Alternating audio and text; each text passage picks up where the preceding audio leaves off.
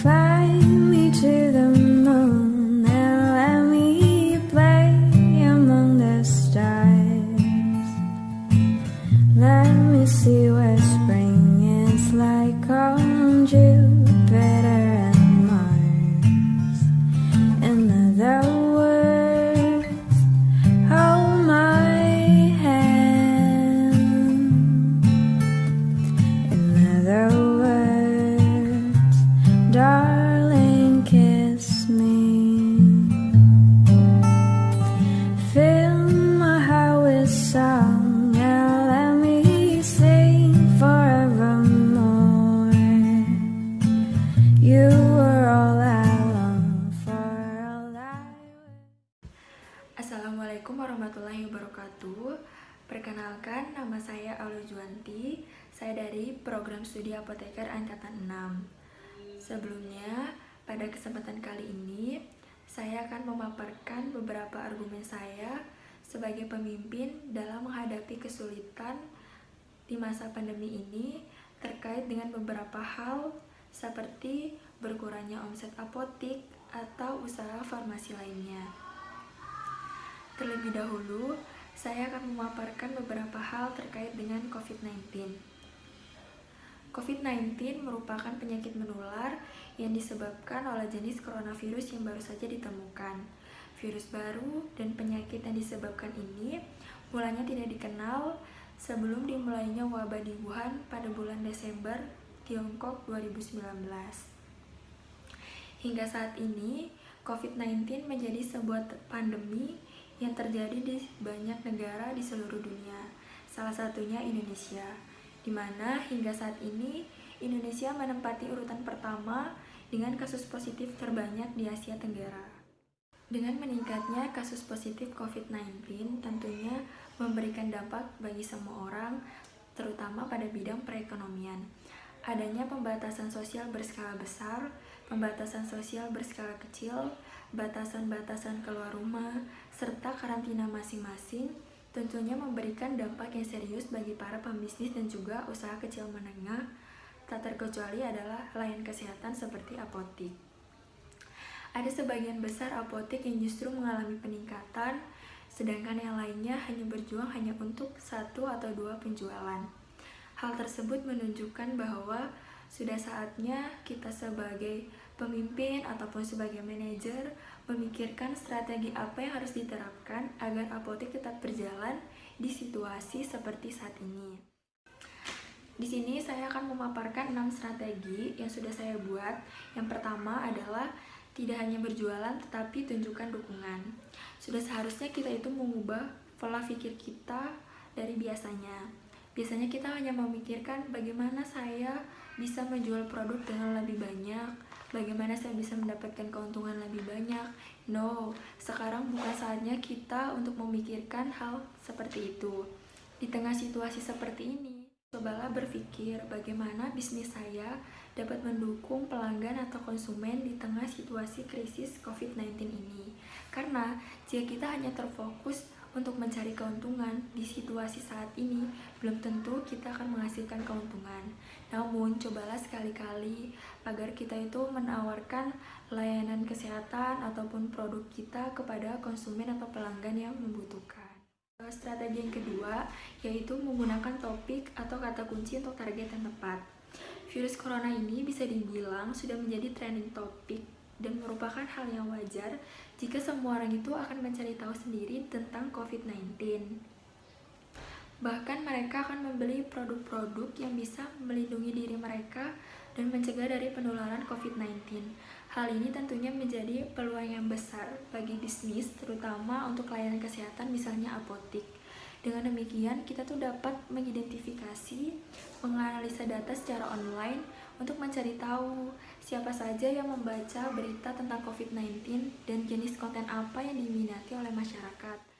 Dengan demikian, kita dapat mengelompokkan topik atau kata kunci yang diminati agar bisnis kita dapat berjalan.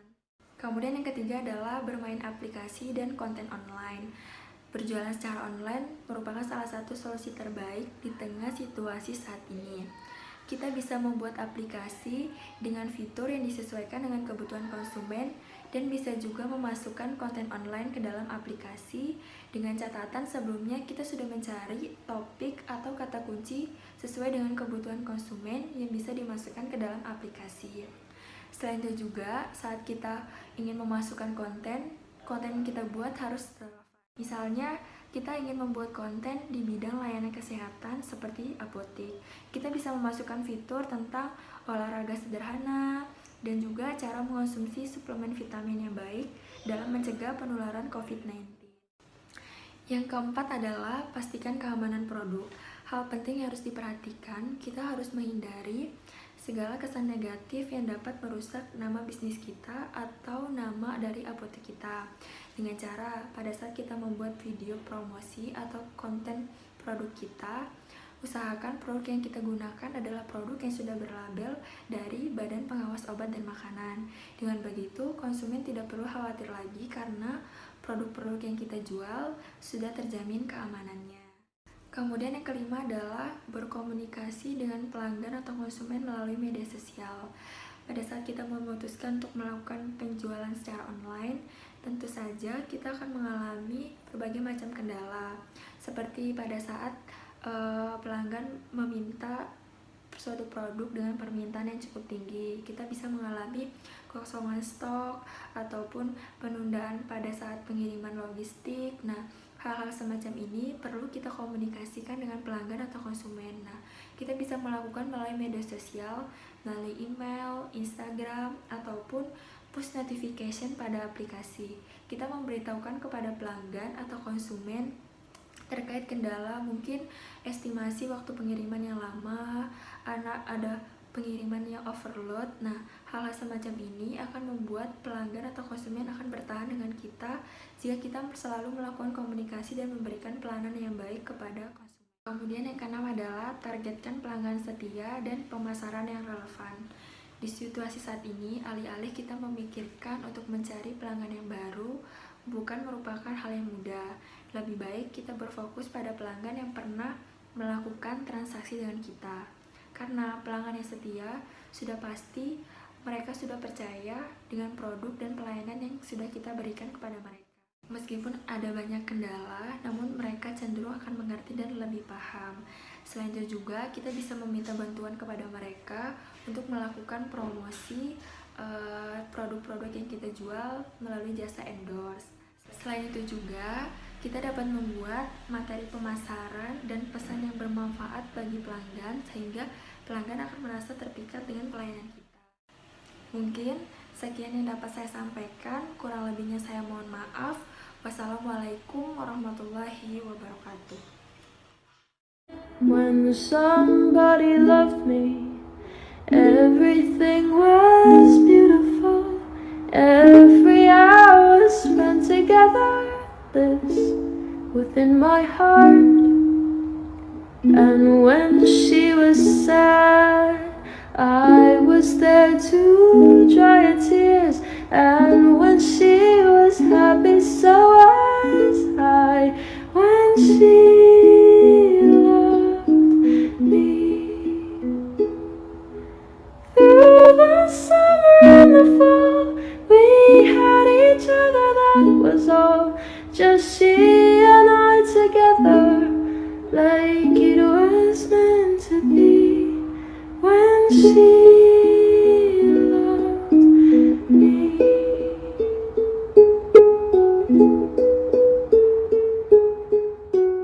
When somebody loved me, everything was beautiful.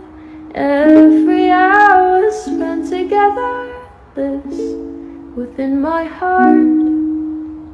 And when she was sad, I was there to dry her tears. And when she was happy, so was I.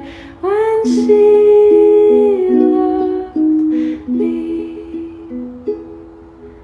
Through the summer and the fall, we had each other, that was all. Just she and I together, like it was meant to be. When she loved me.